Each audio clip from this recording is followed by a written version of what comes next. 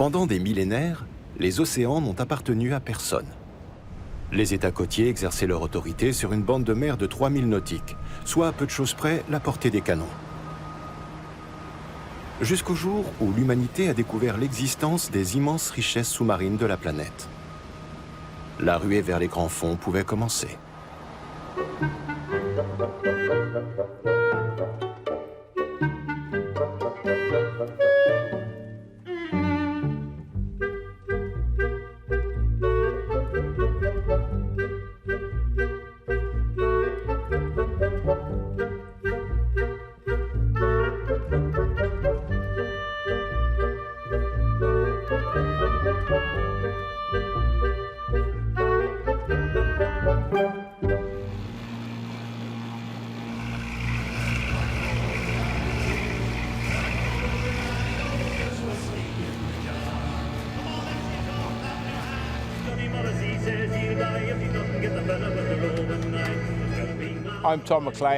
Je m'appelle Tom McLean, je suis explorateur. J'ai traversé 2 fois l'Atlantique à la rame.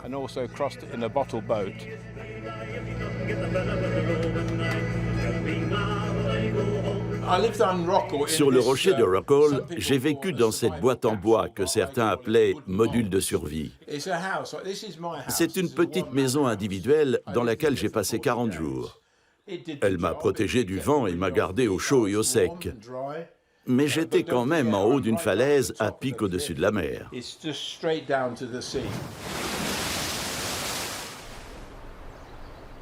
Avec 5 traversées de l'Atlantique en solitaire à son actif, le Britannique Tom McLean est de la trempe des aventuriers. Après des expéditions à la rame, puis dans une sorte de bouteille flottante, il a rallié le Portugal au départ de Terre-Neuve sur le plus petit voilier à avoir réussi cet exploit.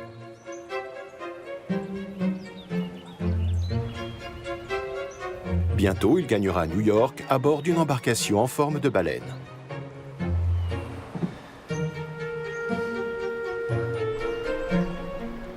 Mais c'est au service de sa patrie qu'il est venu sur le rocher de Rockall en 1985. On m'avait proposé l'archipel de Saint Kilda et j'étais en train d'étudier la question. Puis on m'a parlé de Rockall, un rocher au milieu de l'Atlantique que se disputaient plusieurs États. Je me suis dit, si je suis le premier civil à vivre à Rockall, ça fera peut-être avancer les choses. It wasn't quite so good. The wind carried their safety line off target. So, chancing all, they closed in without it. C'était très dangereux. Regardez cette houle.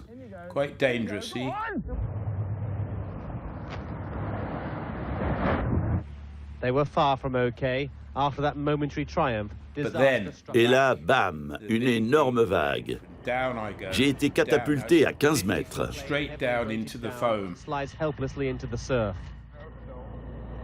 Tom McLean manque d'y laisser la vie.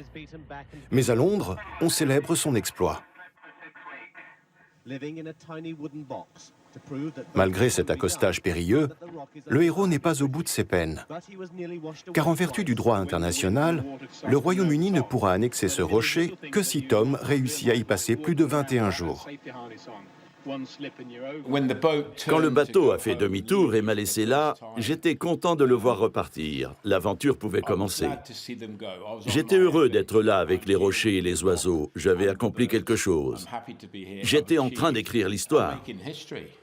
A patriotic gesture to remind those who may challenge it that Britannia rules these waves.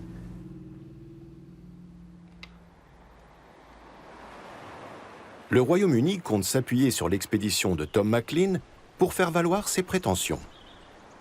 L'enjeu n'est pas tant ce petit monticule de granit perdu au milieu de nulle part que les abondantes ressources naturelles des alentours.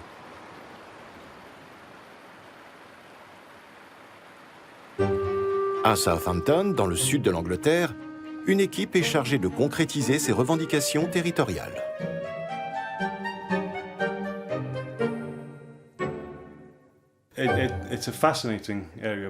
C'est un travail passionnant. Dans les sciences océanographiques, on a rarement l'occasion d'associer les dimensions juridiques et techniques et faire en sorte qu'elles s'articulent au bénéfice de l'État.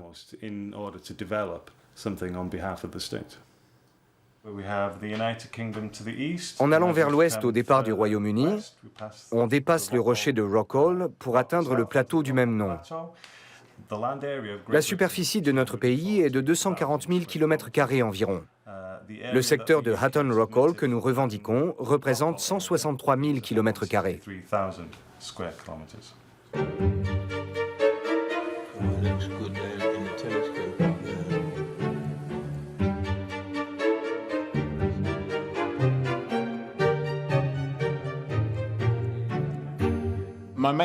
Je me suis rendu à Rockall pour montrer qu'on pouvait y vivre.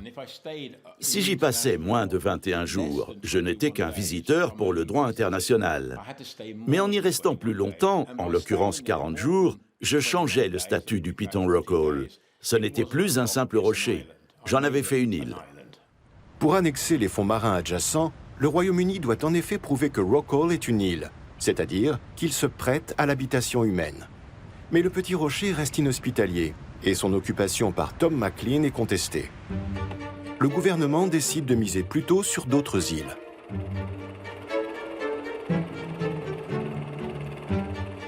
En revendiquant la propriété de 5 îles-là, la couronne britannique met la main sur plus de 160 000 km². L'archipel a beau être inhabité depuis l'évacuation de ses 36 derniers habitants en 1930, il serait théoriquement possible d'y vivre. Mais pourquoi un tel intérêt? Que gagne-t-on à s'approprier un espace maritime?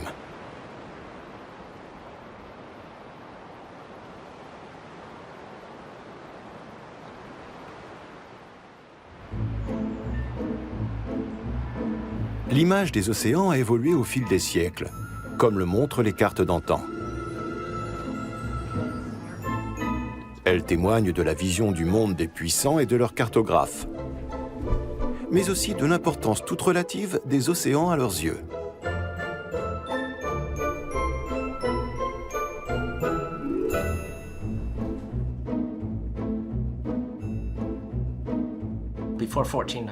Avant 1492 et l'expédition de Christophe Colomb en Amérique, personne ne voyait l'océan comme une partie essentielle du globe. Il n'était pas intégré dans notre perception de la planète.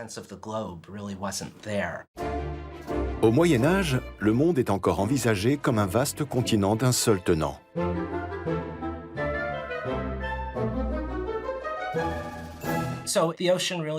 L'océan ne joue alors aucun rôle, si ce n'est dans sa fonction de frontière. Il montre la limite de la société, la limite du royaume de Dieu sur terre. À l'est, au-delà de l'océan, se trouve l'Éden, la terre promise, le paradis. Mais il n'y a pas grand-chose de cartographié.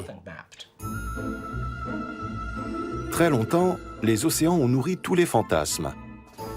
Vierges et indomptables, ils paraissaient aussi effrayants qu'infranchissables.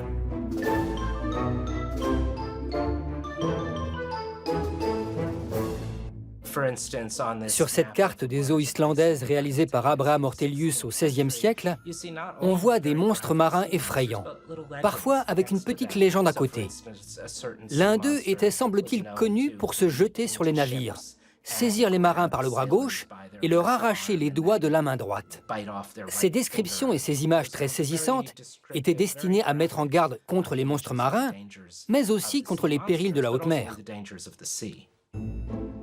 Au fil des siècles, les océans prennent de l'importance. Avec le développement du commerce international, les flottes marchandes ouvrent de nombreuses voies maritimes. Mais de là à revendiquer ces étendues redoutables, nos ancêtres n'en auraient même pas eu l'idée. Figurée par une plage bleue uniforme, la mer n'était à leurs yeux qu'un obstacle à franchir pour gagner l'autre rive.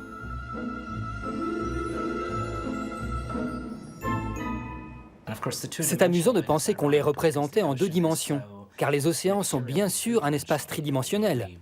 On met le pied dedans, on coule. Au 19e et 20e siècle, une découverte va tout changer.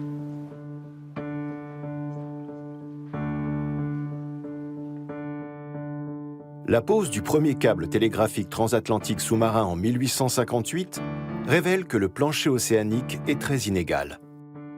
Va-t-on y trouver des montagnes? En 1915, le navire océanographique allemand Météor se lance dans l'exploration de ce qui est encore une terra incognita. Cette expédition marque un tournant pour la science.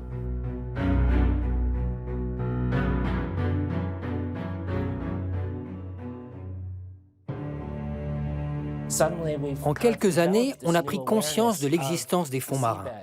Là encore, cela a donné lieu à une idéalisation fantasmée de l'océan. On s'imaginait qu'on allait pouvoir regarder ce qui se passait au fond des mers. Comme si l'eau et les poissons n'existaient pas. Comme si l'on faisait littéralement remonter la topographie du plancher océanique à la surface. Désormais, les océans ne sont plus perçus comme une simple masse d'eau, mais comme d'immenses territoires qui n'appartiennent à personne. Pour l'instant, en tout cas.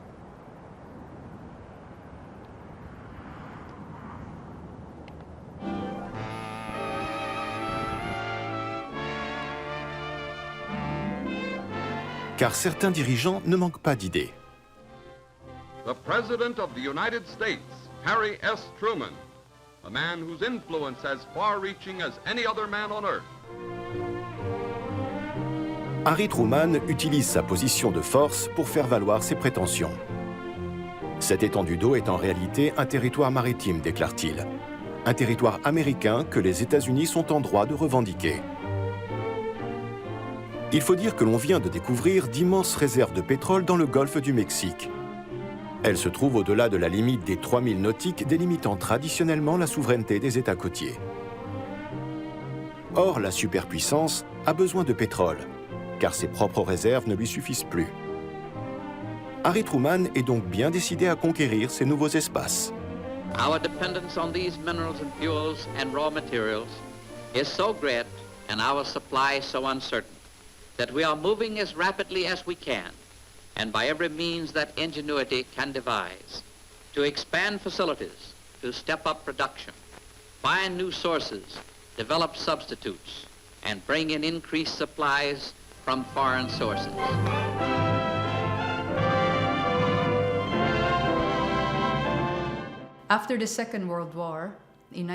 Après la Seconde Guerre mondiale, en 1945, le président américain Harry Truman a publié une proclamation. Il s'agissait de déclarer haut et fort que les États-Unis étaient propriétaires des ressources naturelles de leur plateau continental et de son sous-sol.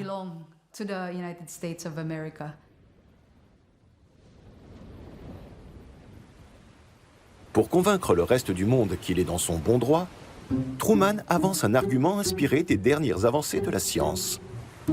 Les fonds marins ne sont pas seulement océaniques, ils sont aussi pour partie continentaux.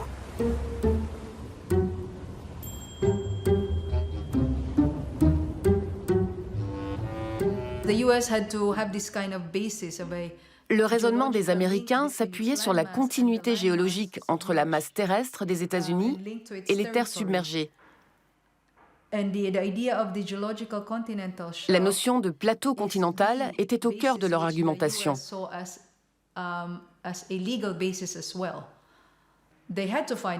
Et c'est dans la science qu'ils ont puisé les arguments les plus convaincants pour l'étayer.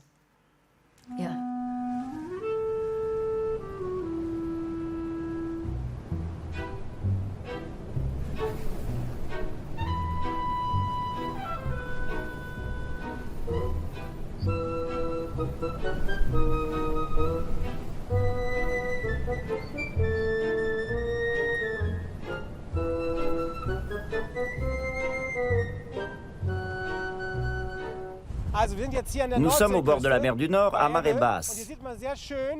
On voit bien ici que c'est le niveau de la mer qui détermine notre perception des limites du littoral. Autrement dit, il est évident que le continent se poursuit sous l'eau.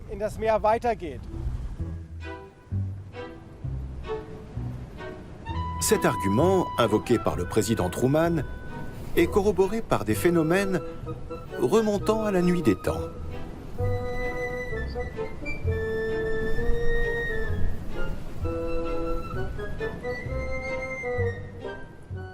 La dérive des continents date de 2 millions, de 2 milliards... Pardon, coupé. La dérive des continents a au moins 2 milliards d'années. Wilfried Jokat est géophysicien à l'Institut Alfred Wegener de recherche polaire et marine de Bremerhaven. Alfred Wegener, scientifique du début du XXe siècle, a été l'un des premiers à comprendre que le plancher océanique prolongeait le continent en miroir. Ayant constaté des similitudes du point de vue de la géologie, de la faune et de la flore, il en a déduit que les continents ne devaient faire qu'un à une époque. Impossible autrement d'expliquer ce développement parallèle des plantes et des animaux. On pense aujourd'hui qu'un supercontinent, la Pangée, s'est fragmenté en plaques tectoniques qui s'écartent peu à peu depuis 200 millions d'années. Au temps d'Alfred Wegener, cette hypothèse paraissait aberrante. Sa théorie a été très controversée.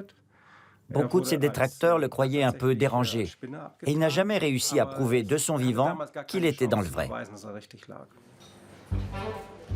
Mais plusieurs décennies plus tard, sa théorie est confirmée, et avec elle l'existence du plateau continental.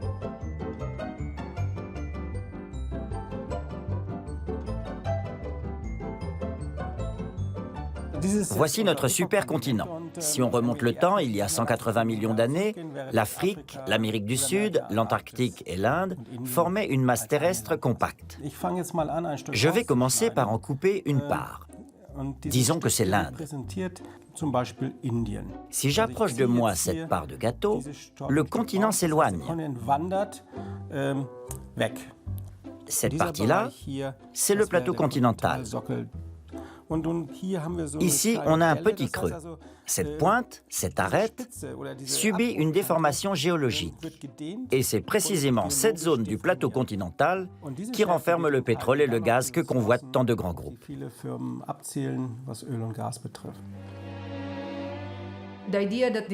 Le principe consiste à dire que ces terres immergées forment le prolongement de la masse terrestre et font partie du territoire de l'État. Difficile de prétendre le contraire.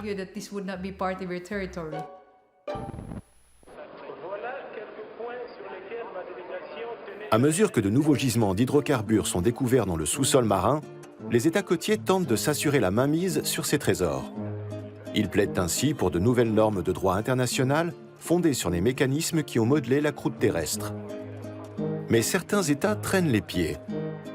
Tous ne sont pas égaux devant la géologie. La Russie possède un plateau continental très large, de plus de 200 000 nautiques, soit près de 400 km. Mais sur les côtes du sud-est de l'Afrique, la marge continentale n'excède pas 20 km. C'est dû à la géologie, et tant pis ou tant mieux pour le pays concerné. Pour compenser les inégalités dues à des phénomènes naturels vieux de plusieurs centaines de millions d'années, la communauté internationale imagine en 1982, à l'occasion d'une grande conférence consacrée aux droits de la mer, la notion de plateau continental juridique. Tout État côtier dispose désormais d'une zone économique exclusive d'une largeur maximale de 200 000 nautiques et d'un plateau continental qui peut s'étendre de 200 à 350 000 nautiques. Ce chiffre arbitraire de 200 000 nautiques a été validé par de nombreux États lors de cette conférence. Mais les pays disposant d'une grande marge continentale s'y sont opposés, car ils s'estimaient perdants dans l'affaire. Pas seulement les États-Unis, mais aussi le Canada ou la Russie. Il n'était pas question pour eux de renoncer à ce privilège. Ces États finissent par imposer leur point de vue, comme en témoigne la Convention des Nations Unies sur le droit de la mer conclue en 1982 et entrée en vigueur 12 ans plus tard. Conformément à son article 76, un État peut revendiquer au choix un plateau continental juridique et théorique, ou bien son plateau continental géologique bien réel, dans les limites de 350 000 nautiques. Il a 10 ans à compter de l'entrée en vigueur de la Convention à son égard pour présenter un dossier probant et démontrer que sa demande correspond à la réalité du terrain. Cet ultimatum provoque une ruée vers les océans.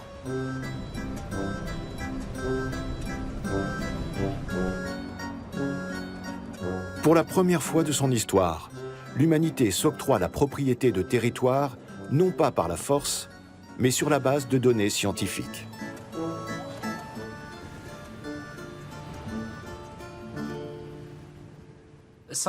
Dans le cas des océans, les scientifiques jouent un rôle particulier, car le grand public a du mal à appréhender les différences géophysiques entre les milieux. Quand vous êtes sur une île, vous savez que vous êtes sur une île. Vous constatez de visu la limite entre la terre et l'eau. Mais moi, j'ignore où passe la frontière entre les grands fonds et le plateau continental. C'est impossible pour quelqu'un qui n'est pas spécialiste.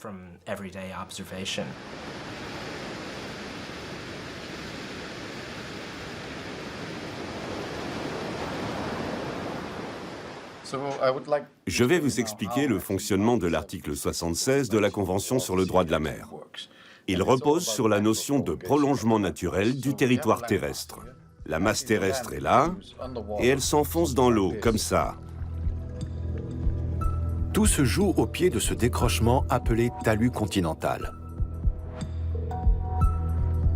C'est à partir de ce point qu'est déterminée la limite extérieure du plateau continental. L'État concerné a le choix. Il peut placer la ligne de démarcation à 60 milles nautiques du talus, c'est-à-dire à 111 km vers les grands fonds. Mais il existe une autre méthode de calcul, peut-être plus avantageuse. Le plancher océanique est couvert de sédiments. Puisque ces derniers ont été transportés par l'eau depuis le continent, ils peuvent être soumis à la juridiction de l'État. On estime alors que le plateau continental s'étend jusqu'à l'endroit où la couche de sédiments atteint 1/100 de la distance entre le pied du talus continental et le point considéré. Le tout dans la limite de 350 milles nautiques. C'est un peu compliqué, mais je vais vous donner un exemple. Disons qu'à cet endroit, nous sommes à 200 km du pied du talus. Cette distance-là est égale à 200 km. Si la couche de sédiments fait 2 km ici, ça représente 1% de cette distance. Le plateau continental se termine donc ici. Un État côtier qui peut démontrer ses caractéristiques géologiques va invoquer cette limite extérieure du plateau continental plutôt que celle-là. Seuls des spécialistes sont à même de comprendre ces données géologiques et donc d'évaluer les prétentions des États. Un groupe d'experts a été créé à cet effet par les Nations Unies, à New York. La Commission des limites du plateau continental.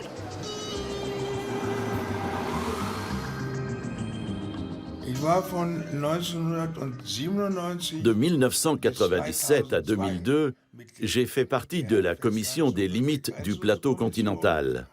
En anglais, Commission on the Limits of the Continental Shelf. L'existence même de cet organe est une très bonne chose. Sans lui, les États auraient depuis longtemps pris les armes, comme à l'ancienne, et mené des guerres pour fixer leurs limites maritimes. Karl Inz a beau avoir été l'un des premiers membres de la Commission, il n'en est pas moins aujourd'hui l'un de ses plus virulents détracteurs.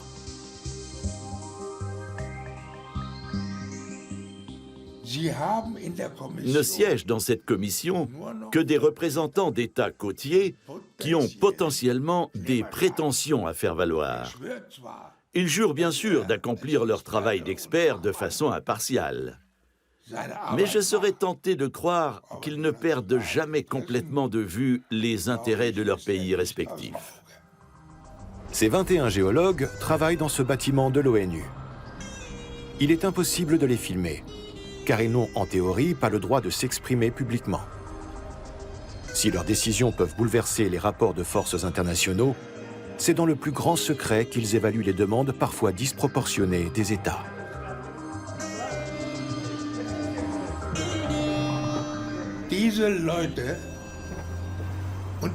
Ces experts sont soumis à une règle de confidentialité.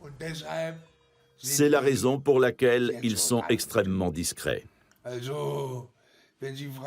Si vous leur demandez comment ils travaillent, ils ne vous diront rien. Ils risqueraient une procédure pour violation du principe de confidentialité et se retrouveraient évincés de la commission. Impossible donc de savoir lesquels de ces géologues sont les plus influents au sein de la commission. l'un d'eux a accepté de répondre à nos questions. Pas à New York, mais en Bretagne.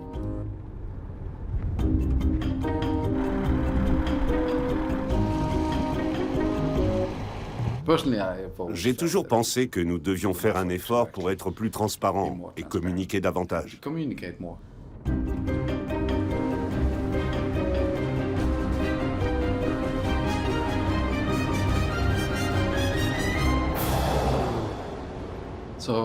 Je m'appelle Walter Roost. Je suis géophysicien marin en poste à l'Ifremer en France et membre de la Commission des Nations Unies sur les limites du plateau continental. La première chose à dire, c'est que les travaux de la Commission sont effectivement très confidentiels, et ce, pour deux raisons. D'abord, parce que nous traitons de droits souverains des États. Et ensuite, parce que de nombreux pays nous soumettent des données issues, par exemple, de l'industrie pétrolière, que nous avons l'obligation de traiter avec le plus haut degré de confidentialité. Les intérêts en jeu sont considérables. Les données présentées sont en effet d'une grande importance stratégique et économique, ne serait-ce que parce qu'elles indiquent l'emplacement supposé des ressources naturelles. Les groupes industriels et les États n'ont aucune envie de diffuser ces informations inestimables. Ce que je peux vous dire, c'est qu'en tant que membres de la Commission, nous nous voyons avant tout comme des experts scientifiques et techniques. Nous avons aussi conscience des retombées très lourdes de nos recommandations et de nos décisions, en matière politique ou économique, par exemple. Mais les deux aspects sont-ils dissociables ?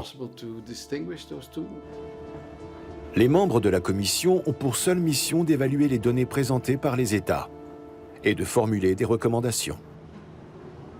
Aucun organisme ne vérifie le bien-fondé de leurs conclusions, si bien qu'ils sont de facto l'unique instance décisionnaire en matière de répartition des espaces sous-marins. Dans l'océan Arctique, 5 États riverains tentent actuellement d'étendre leur juridiction aussi loin que possible en direction du pôle Nord. Le Danemark, le Canada, les États-Unis, la Norvège et la Russie.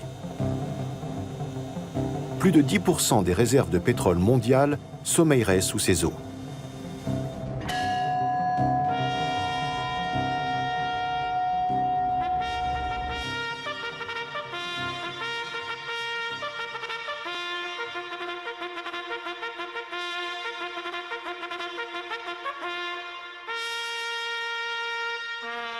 Durch Zufall wurden mir Mails zugeschickt. Par hasard, il se trouve que j'ai reçu des emails envoyés par des confrères russes à une tierce personne, dans lesquels ils affirmaient « C'est Hinz qui a démoli le dossier de la Russie ».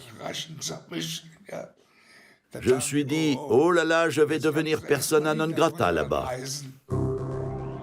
La Russie a très tôt compris les avantages qu'elle pouvait tirer de ce système. Fin 2001, elle est le premier pays à déposer une demande auprès de la Commission des limites du plateau continental. Elle revendique l'Arctique central, une région d'1,5 million de kilomètres carrés englobant le pôle Nord.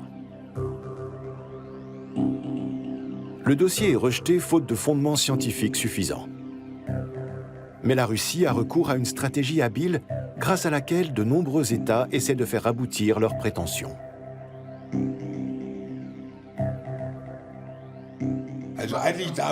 Je n'ai pas le droit d'en parler. C'est hautement confidentiel.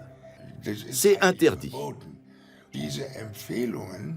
Les recommandations établies par la Commission, qui étaient accessibles initialement, ont disparu du jour au lendemain. Tout cela à la demande du gouvernement russe, qui a décrété qu'elles ne devaient pas être diffusées parce qu'il comptait présenter un dossier révisé. La clé est en effet de soumettre un dossier convaincant. Mais en cas de rejet, les États peuvent collecter et présenter des données supplémentaires. Le délai de 10 ans n'a alors plus cours. Les gouvernements peuvent ainsi renouveler leur demande autant de fois qu'ils le souhaitent, jusqu'à ce que leurs revendications soient reconnues. Chaque nouvelle expertise ouvre de nouvelles marges de manœuvre dans l'interprétation. Il n'y a qu'une façon de faire. Si vous voulez obtenir satisfaction concernant vos frontières maritimes et l'extension de votre plateau continental, vous devez pouvoir présenter les données les plus récentes et les plus convaincantes que vous pourrez collecter et les faire jouer à votre avantage. Vous vous assurez alors une réponse aussi favorable que possible.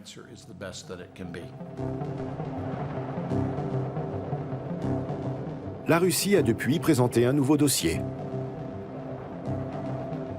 Mais le Canada et le Danemark ont aussi des vues sur le pôle Nord. Comment 3 pays peuvent-ils revendiquer un même territoire avec les mêmes arguments scientifiques?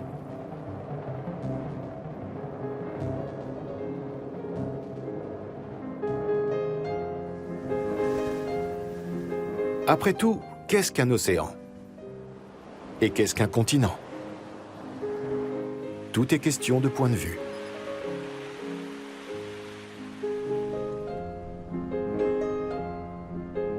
La commission étudie des données scientifiques pour rendre une décision définitive et irréversible. Je ne sais pas quoi vous dire. Imaginons que l'on remplace tous les membres de la commission. Ça ferait 21 nouveaux experts. Si on leur présentait exactement le même dossier, est-ce qu'ils donneraient la même réponse? Non. Je suis sûr que le résultat ne serait pas rigoureusement identique. La commission n'est pas infaillible, et il n'y a pas de certitude absolue en sciences naturelles. De plus, nos interprétations reposent sur des données assez lacunaires. Élus par les États partis à la Convention de 1982, les spécialistes de la Commission sont tenus d'évaluer les dossiers objectivement et scientifiquement.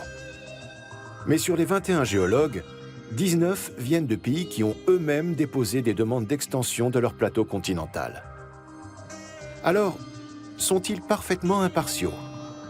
Quoi qu'il en soit, nul ne peut contester leurs recommandations. C'est un détail intéressant. La commission des limites du plateau continental n'est soumise à aucun organe de contrôle. C'est assez unique au monde comme situation. On peut se demander qui contrôle la commission. Personne.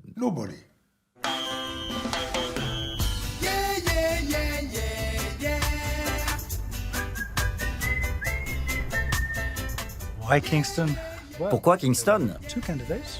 Il y avait 2 pays candidats, la Jamaïque et Malte. Et la Jamaïque a gagné. Voilà comment on se retrouve à Kingston. Michael Lodge est juriste. Il travaille pour l'Autorité internationale des fonds marins, l'ISA. Cette organisation administre les fonds marins qui ne relèvent pas des États et sont traités en tant que tels comme patrimoine commun de l'humanité, selon la formule officielle. Car en théorie, les océans doivent appartenir à tous. La notion de patrimoine commun de l'humanité recouvre différentes idées fondamentales. D'abord, il s'agit de zones sur lesquelles aucun État ne peut revendiquer la souveraineté. Et ensuite, elles doivent être administrées au bénéfice de l'humanité tout entière. L'Autorité internationale des fonds marins a pour mission de veiller au partage équitable des ressources qui ne se trouvent pas sous la juridiction d'un État. Lorsqu'une entité publique ou privée réalise des bénéfices dans la zone internationale des fonds marins, en exploitant les ressources minérales qui s'y trouvent, les États moins favorisés ou non côtiers doivent en retirer quelque chose. Les pays membres ont défini des normes strictes d'un point de vue environnemental pour encadrer l'exploitation minière des grands fonds, dont les répercussions sur l'écosystème marin sont encore mal connues. Cependant, l'ISA est loin de pouvoir imposer tout ce qu'elle souhaite.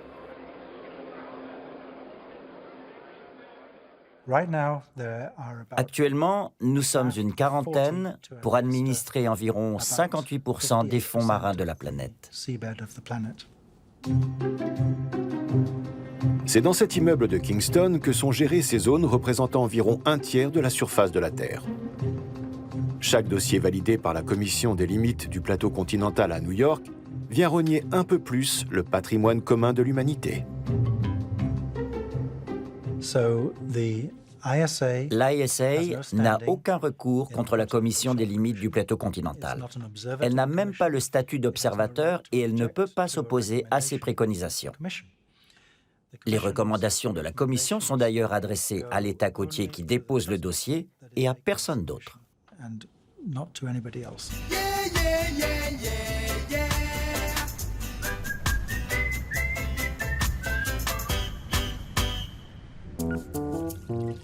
Les océans recouvrent environ 360 millions de kilomètres carrés, soit près des 3/4 de la planète. Plus de 40% de leur surface relève d'un plateau continental juridique.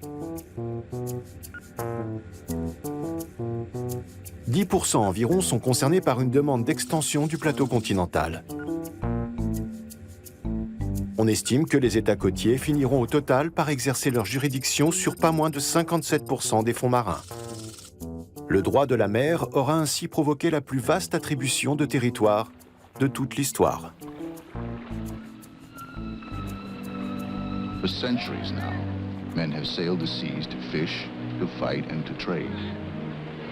Men have brought home the life-giving harvest of the sea.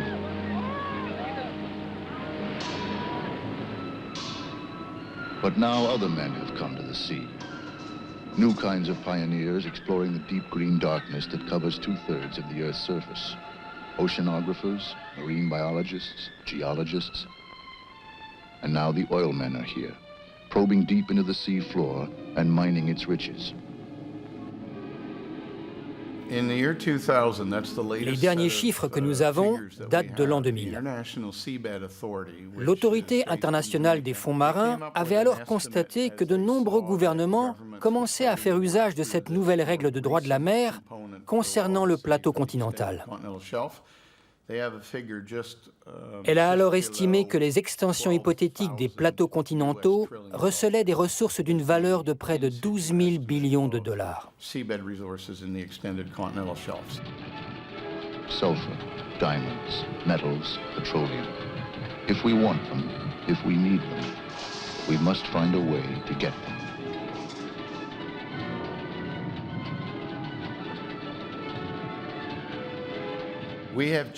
Récemment, nous avons atteint le point où l'extraction des hydrocarbures en offshore a dépassé l'exploitation à terre.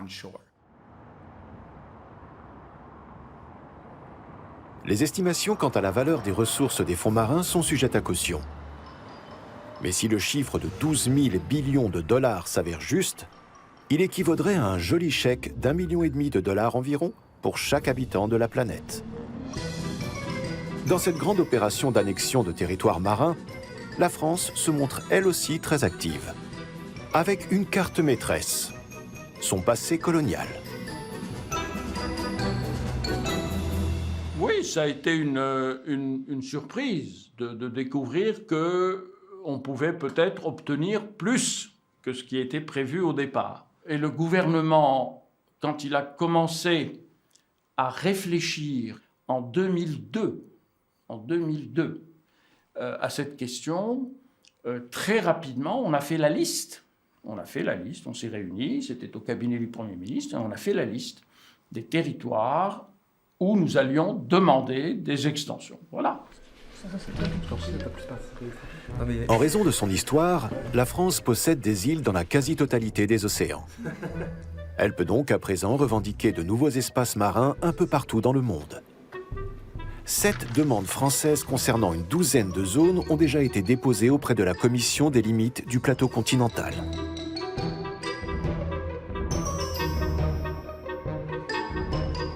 Guyane française et des Antilles, plusieurs zones dans l'océan Indien, autour de l'île de la Réunion et des îles des Kerguelen, Crozet et Saint-Paul et Amsterdam. Et les autres zones outre-mer concernées sont évidemment dans le Pacifique, avec la Nouvelle-Calédonie, la Polynésie française et Wallis et Futuna. La dernière zone qui a donné lieu pour l'instant au dernier dossier déposé, c'est Saint-Pierre-et-Miquelon en Atlantique.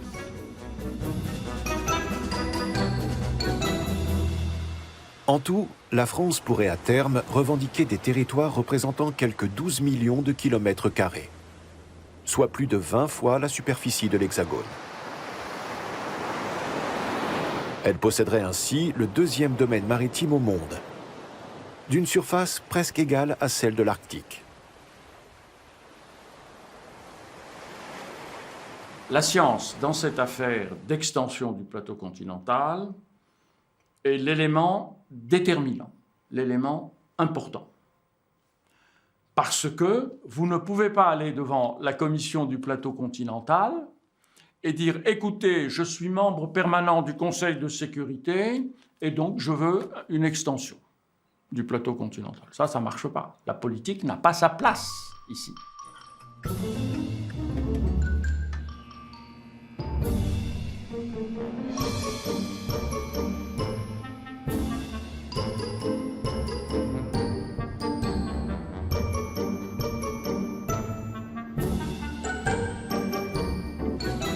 Oui, ce que nous souhaitons pouvoir argumenter avec ce type d'échantillon est de pouvoir démontrer que les structures que nous allons considérer comme le prolongement naturel et le plateau continental au large des îles de Polynésie se différencient des grands fonds océaniques. De ces échantillons contribuent effectivement à vérifier le test d'appartenance, le test de paternité pour l'ensemble de ce que l'on considère comme le plateau continental, en pouvant différencier et de ce qui est le grand fond océanique dans les plus grandes profondeurs.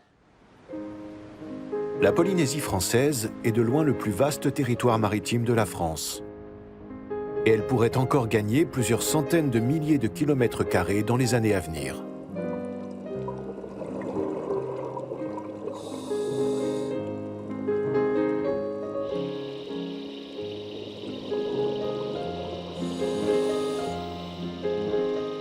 C'est ça qu'il faut comprendre. Ce n'est pas la France toute seule qui a fait cela. C'est parce que le droit international permet à un État de pouvoir aller jusqu'à 200 000 nautiques. Parce que chaque île peut développer sa propre zone économique. Chaque île. Alors, si vous prenez la Polynésie française dans le Pacifique, à elle seule, la Polynésie française apporte à la France près de 4 millions de kilomètres carrés.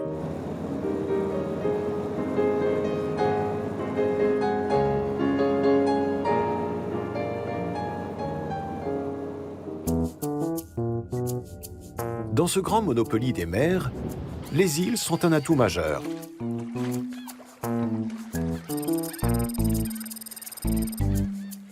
Le moindre îlot rocheux peut rapporter une zone de souveraineté équivalente aux 2/3 du territoire français. Les archipels sont encore plus intéressants, car la ligne de base à partir de laquelle est calculée la limite des 200 000 nautiques fait le tour du groupe d'îles.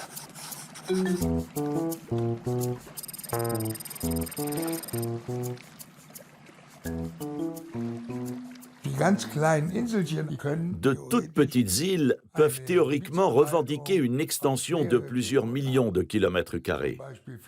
C'est ce qu'ont fait les îles Fidji. On peut bien sûr se demander si c'est tout à fait normal.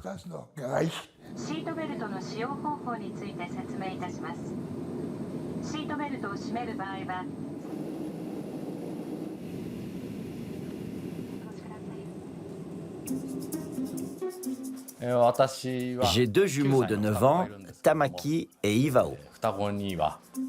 J'ai choisi ces prénoms parce qu'on peut les écrire avec les mêmes caractères que le mot japonais qui signifie atoll. Seule la prononciation est différente.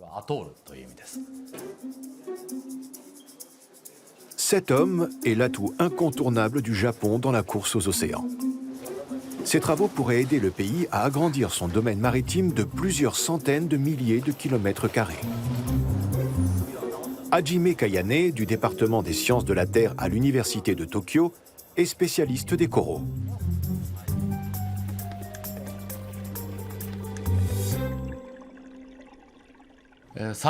Les coraux sont des êtres vivants qui appartiennent au règne animal. Mais ils vivent en symbiose avec des végétaux qui assurent leur nutrition. Le scientifique a étudié leur reproduction et découvert une méthode permettant leur multiplication à grande échelle.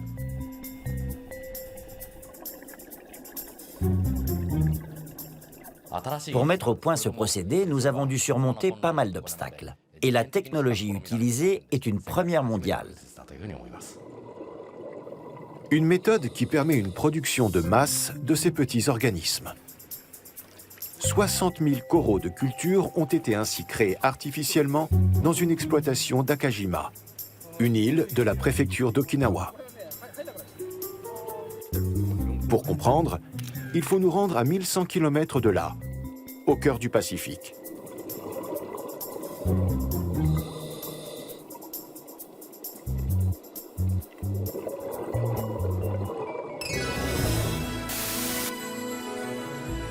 Minasan wa Nihon de ichiban minami ni aru shima no koto o shitte imasu ka? Sono shima no na wa Okinotorishima. Maari ni wa hoka no shima ga mattaku naku, Taiheiyo ni potsun to hitotsu ukande iru shima na no desu. Okinotorishima se trouve à 1700 km au sud de Tokyo. À marée haute, ce récif ne dépasse de l'eau que de quelques centimètres, à condition que la mer ne soit pas trop agitée. Le Japon le considère comme une île et fait tout pour le maintenir à flot. Mais l'atoll est aujourd'hui menacé. Le niveau de la mer pourrait monter de 20 cm à 1 mètre au cours du XXIe siècle. Okinotorishima serait alors englouti. Le Japon est bien décidé à tout faire pour empêcher ce scénario catastrophe, car la petite île joue un rôle central dans sa politique maritime.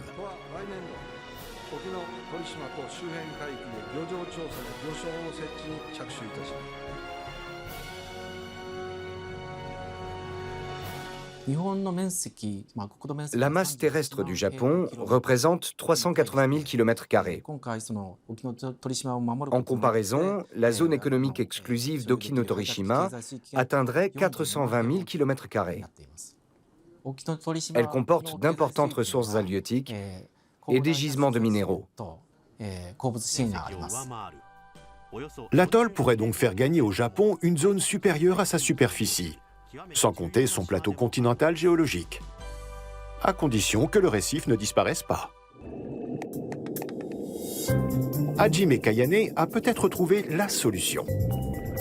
Des milliers de coraux sont en cours d'implantation ici, en vue de remplumer le récif. Car une fois morts, les petits organismes forment des concrétions rocheuses qui peuvent constituer un sol en dur. L'île témoin de Barasu, non loin de Taïwan, donne une idée du résultat.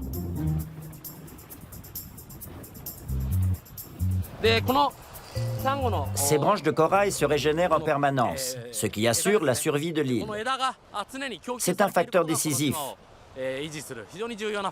Nous étudions la production et la croissance des coraux grâce à des expéditions de plongée.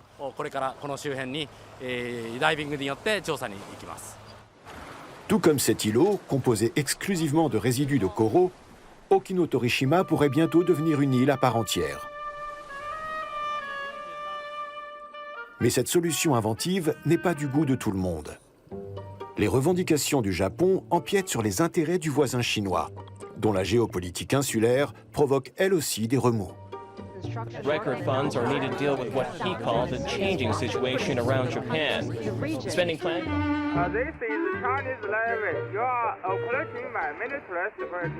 Dans de nombreuses régions du monde, l'avidité des États vis-à-vis des espaces maritimes est ainsi source de conflits.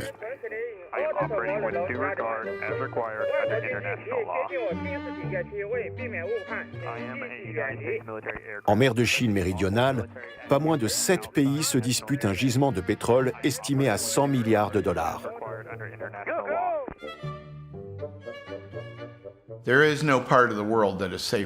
Aucune région du monde n'est épargnée. Sachant que 53% des limites maritimes situées dans les zones économiques exclusives restent encore à trancher, on voit éclater toutes sortes de différends portant principalement sur l'exploitation des ressources en mer. En général, une côte se présente comme ça. Disons qu'on a une frontière terrestre entre un pays A ici et un pays B là. Dans les années 1970, la prospection pétrolière et gazière au sol a commencé à céder la place à l'exploitation en mer. Ils ont alors négocié une délimitation provisoire qui permettait aux deux pays d'attribuer des licences pour l'extraction des hydrocarbures en offshore. Mais imaginons qu'un gisement important ait été découvert entre-temps à la frontière des deux zones. Le pays B déclare soudain qu'il veut sa part du gâteau. Il va vouloir redéfinir la ligne de démarcation, puisque la ligne de partage initiale n'était pas une frontière en bonne et due forme au vu des critères d'aujourd'hui. Regardez bien ce petit morceau-là. Il fait toute la différence. 100 mètres de plus ou de moins, c'est peut-être plusieurs millions de dollars. D'âpres conflits opposent ainsi des États côtiers dans le monde entier, car personne ne veut se sentir lésé. Tandis que les gouvernements négocient de nouvelles frontières pour se répartir les richesses, de puissants groupes industriels explorent déjà les fonds marins, avec des conséquences difficiles à prédire. Cette situation est le fruit d'une révolution passée pour ainsi dire inaperçue, qui a conduit la communauté internationale à découper l'océan comme un vulgaire lopin de terre. En la matière, la notion de patrimoine commun de l'humanité n'est plus qu'une coquille vide.